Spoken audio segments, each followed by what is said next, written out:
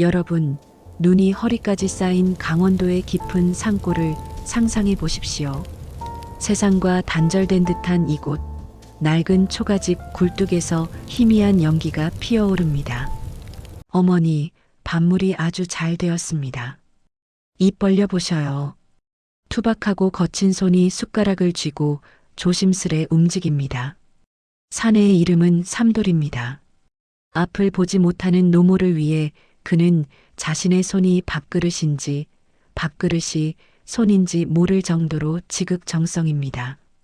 그런데 노모가 내 새끼 손이 왜 이리 거치냐며 안쓰러워할 때면 그는 화들짝 놀라 손을 뺍니다. 마치 들켜선 안 될 비밀을 간직한 사람처럼요. 바람소리가 유난히 흉흉한 밤입니다. 잠을 자던 삼돌은 식은땀을 흘리며 화들짝 놀라 일어났습니다. 꿈속에서 피 묻은 지게를 맨 웬 사내가 삼돌을 쫓아오는 꿈이었습니다.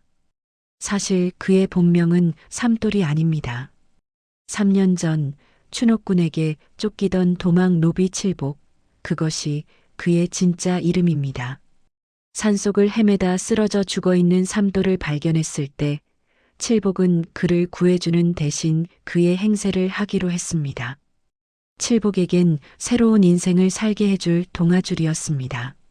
죽은 삼돌의 집을 찾아갔을 때 다행히 그곳엔 눈먼 노모뿐이었습니다. 어머니, 아들이 왔습니다. 그 거짓말 한마디로 그는 칠복이 아닌 삼돌이가 되었습니다. 살기 위해 시작한 연극이었지만 어느새 그는 진짜 아들보다 더 살뜰히 노모를 모시게 되었습니다. 그러던 어느 날 기침이 잦던 노모가 갑자기 피를 토하며 쓰러졌습니다. 어머니, 정신 차리세요, 제발. 칠복의 목소리가 처절하게 갈라집니다. 의원 하나 없는 첩첩산 중 노모를 살릴 방법은 귀한 약초를 구하는 것뿐입니다. 곡간을 미친 듯이 뒤져보지만 나오는 건 말라비틀어진 시래기 몇 줄기가 전부. 약을 구하려면 관아와 포졸들이 득실거리는 읍내 장터로 내려가야만 합니다. 읍내에는 자신의 얼굴이 그려진 수배 전단이 붙어 있을지도 모릅니다. 잡히면 참수 아니면 다시 지옥 같은 노비 생활로 돌아가야 합니다. 하지만 칠복은 떨리는 손으로 낡은 삿갓을 깊게 눌렀습니다. 다녀오겠습니다, 어머니.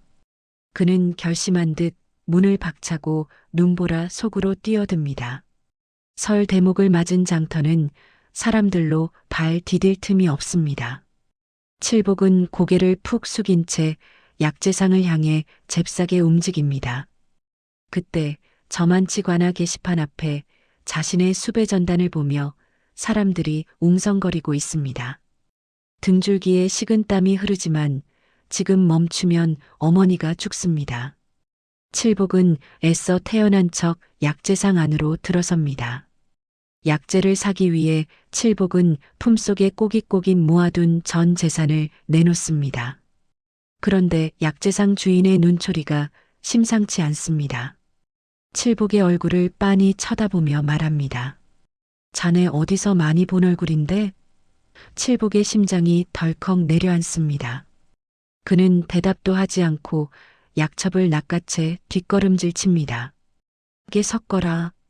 뒤에서 포졸의 고함 소리가 들려오자 칠복은 뒤도 돌아보지 않고 뛰기 시작합니다.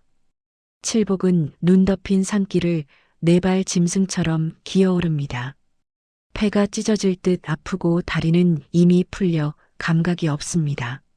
하지만 품에 안은 약천만은 젖지 않게 옷자락으로 꽁꽁 싸매고 있습니다. 조금만 더 가면 된다. 예전에 그였다면 자기 목숨 하나 건사하려 도망쳤겠지만 지금은 다릅니다. 가짜 아들이라는 죄책감은 이제 반드시 어머니를 살려야 한다는 처절한 사명감으로 바뀌었습니다. 저 멀리 초가집 굴뚝이 보입니다. 그 연기가 세상 어떤 풍경보다 아름답게 느껴집니다. 정성스럽게 다린 약사발을 들고 그는 떨리는 손으로 방문을 엽니다. 방 안의 공기는 밖보다 더 싸늘하게 식어 있습니다. 노모는 힘겹게 벽에 기대앉아 문을 여는 칠복을 향해 고개를 돌립니다. 어머니, 약 드세요. 읍내에서 제일 좋은 약을 구해왔습니다. 이걸 드시면 금방 털고 일어나실 겁니다. 그 순간 항상 굳게 감겨 있거나 초점 없이 허공을 맴돌던 노모의 눈이 정확하게 칠복의 눈을 응시하고 있습니다. 칠복은 얼어붙은 듯 노모를 바라봅니다. 칠복의 입술이 파르르 떨립니다. 나는 눈이 먼 적이 없다. 노모의 한마디에 칠복의 숨이 턱 막힙니다. 나는 내가 내 아들이 아니란 걸 알고 있었다. 노모는 칠복의 얼굴을 뚫어져라 바라보며 차분하게 말을 잇습니다. 칠복은 공포와 부끄러움에 고개조차 들지 못합니다. 하지만 노모는 칠복의 그 거친 손을 따뜻하게 잡아줍니다. 내 아들이 이미 죽었다는 건 내가 오기 전날 꿈에서 보았다. 노모의 목소리가 조금씩 떨리기 시작합니다. 혼자 늙어 죽는 게 무서웠다. 그래서 내가 서툴게 아들 흉내를 내는 걸 그저 지켜보았다. 처음엔 죽은 아들 생각에 원망도 했지만 매일 밤 죄책감에 숨죽여 울던 칠복의 모습을, 자신을 업고 땀 뻘뻘 흘리며 산길을 오르던 그 등을 보았다고 합니다. 너는 가짜였지만 내가 보여준 효심은 진심으로 깊더구나. 노모의 눈에서 참아왔던 눈물이 주르륵 흘러내립니다. 이제 도망 다니지 마라. 너는 오늘부터 가짜가 아니라 진짜 내 아들이다. 그것은 용서가 아니라 인정이었습니다. 어머니, 지난 3년간 수없이 불렀던 그 단어가 오늘은 가슴을 찢으며 터져 나옵니다. 처음으로 거짓 없이 죄책감 없이 불러보는 어머니입니다. 노모는 칠복의 머리를 쓰다듬으며 희미하게 웃습니다. 그게 노모의 마지막 손길이었습니다. 3년이란 세월이 흘러 다시 겨울이 찾아왔습니다. 여전히 그 산골 초가집에는 칠복이 살고 있습니다.